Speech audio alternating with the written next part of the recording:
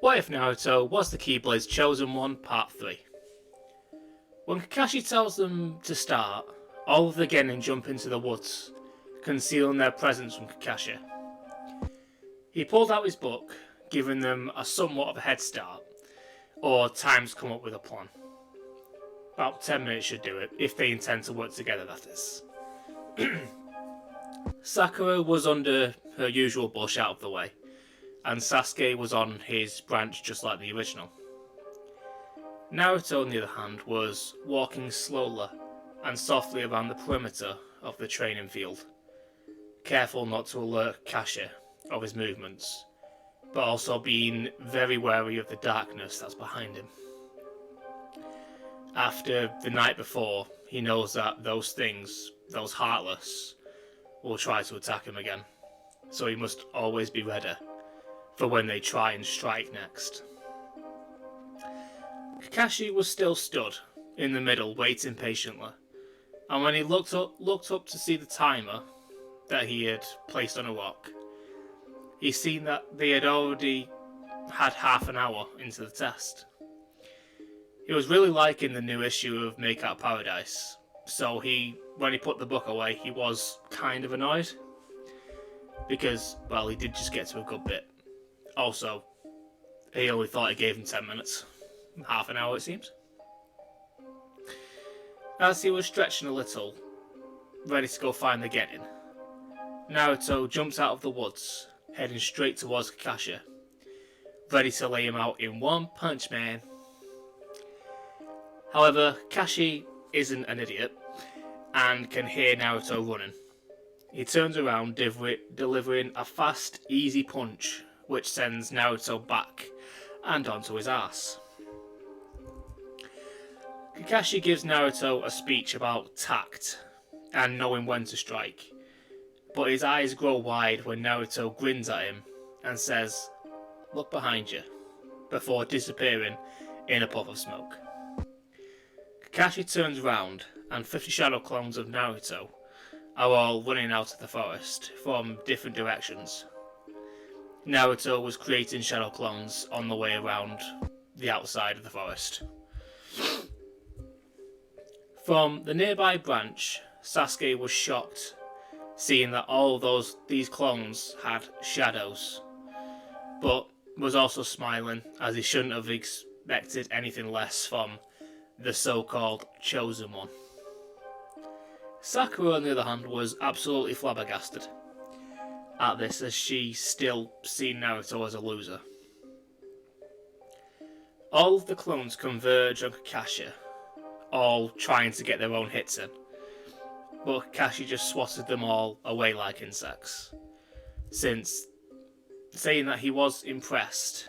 Not only did Naruto know the Shadow Clone Jutsu, but to have this much chakra to make as many as he did is insane. The real Naruto steps out of the woods and laughs, telling Kakashi that he hasn't seen anything yet. Naruto then looks up to Sasuke, who was hidden, and gave him a smile, a way of telling him that it's time to show how my training has gone. He opened his right hand, and in glow of pure energy, the Keyblade appeared in his hand, ready to fight Kakashi. Speaking of Kakashi, he was shocked that Naruto had such a weapon, since as Kakashi is insanely smart, I think he would have been one of the few people who would have actually read the book that consists of the Keyblade in the Darkness. Naruto pointed his Keyblade directly at Kakashi, channeling his chakra through the blade, shouting, "Fire!" As he did, a huge fireball shot out of the end, rushing directly towards Kakashi, making him jump out of the way to avoid the huge inferno.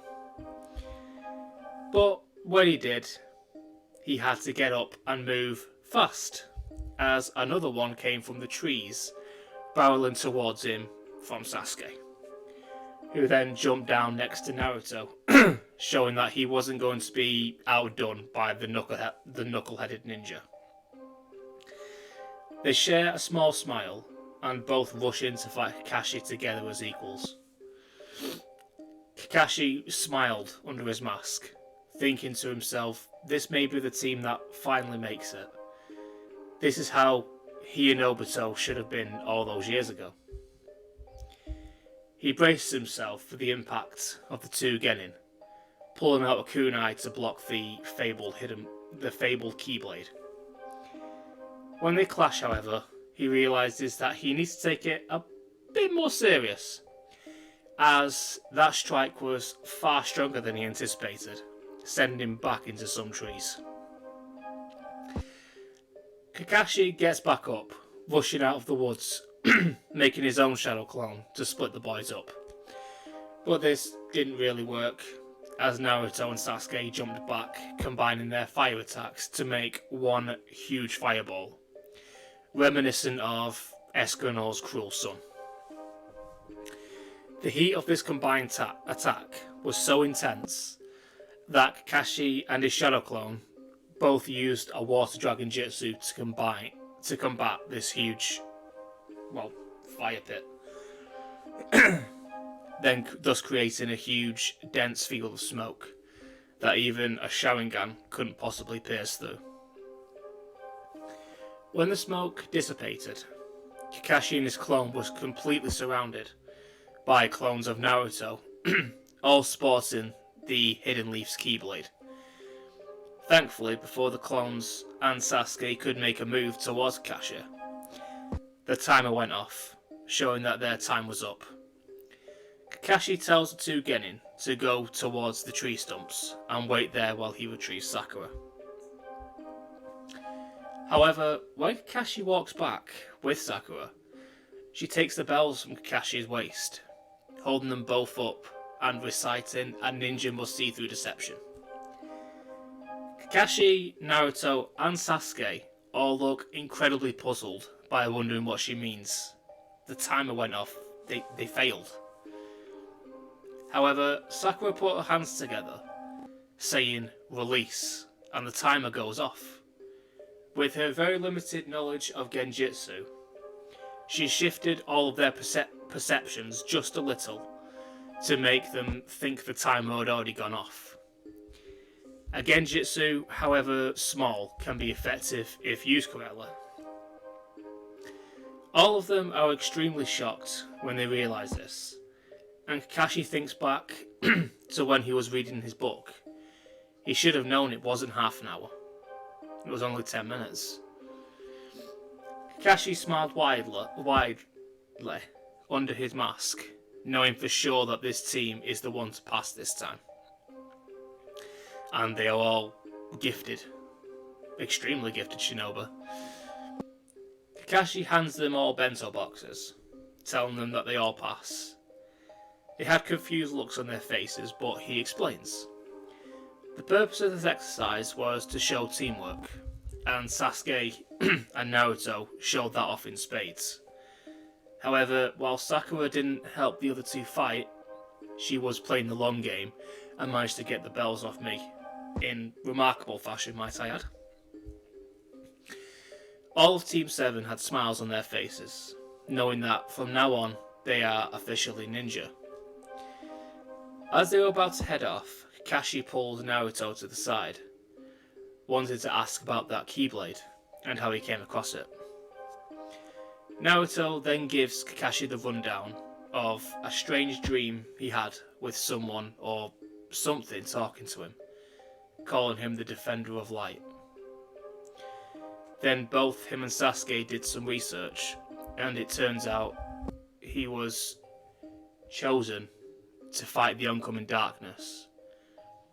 Kakashi looked solemn, thinking about all of this, as it is a heavy burden to place on a kid, ninja or otherwise. He tells Naruto that he has also read that book, and knows that about the Heartless, but maybe the Hokage knows more about the subject. But one thing is for sure, they will all be looking for you now, so we have to be prepared. Naruto nods and smiles, saying there's no need to worry. he will become stronger than anyone and beat the darkness once and for all. Kakashi smiles, thinking back to Obito and his attitude, seeing a lot of his will inside of Naruto. Sensei would be proud. Over the next month, they do the usual D-rank missions, as the original, but also Kakashi does a lot of training exercise with them, getting them all ready for what is inevitable. He even explains to Sakura about the perpetual fight of light and dark, and that the light has chosen Naruto as its one true champion, which makes her more driven to train, as they have a much closer bond in this timeline, due to Sasuke and Naruto being closer. After the month is over, they have already mastered tree walking and have a somewhat understanding of wall walking, but Naruto and Sasuke still need to perfect it. Sakura obviously got it before the others, because her chakra control is insane. The Hokage calls for Team 7 to come to the mansion, and when they do, they are greeted by a tall, drunk man hurling abuse at them, saying that he wanted a competent team to escort him, not a bunch of kids. Kakashi reassures him that this team is more than capable of a simple C-rank mission, and besides, they will have him there to make sure it all goes smoothly. Tazuna was about to argue again, but he realises that if he pushes any more, they may catch on to the fact that he's lying and change it to a B-rank mission. So he humbly accepts the team, and they make plans to meet in the morning. Before Team 7 leaves, however, the Hokage hands a very old book to Kakashi and explains that this book has more information about the Keyblade and the darkness than any other that you will find here in the Leaf. They all need to read it thoroughly and know the gravity of what is about to begin. They all bow out of respect and tell the Hokage that they will read it any chance they get when they're on the road. They all leave the mansion, and instead of heading home, they all head to the training grounds to get some sparring in order to further grow as a team. After this, they all head home ready for the next morning. As Naruto drifts asleep, he finds himself on the same circular platform with that same force flowing inside of his mind. It tells him that he has come far in his understanding of the Keyblade, but there is still much to learn, and many enemies mobilizing against him as they speak. Naruto nods, proclaiming out loud that he is ready. Bring him on. I'm going to leave the story here for now, and I hope you all enjoyed this part, as well as the series as a whole.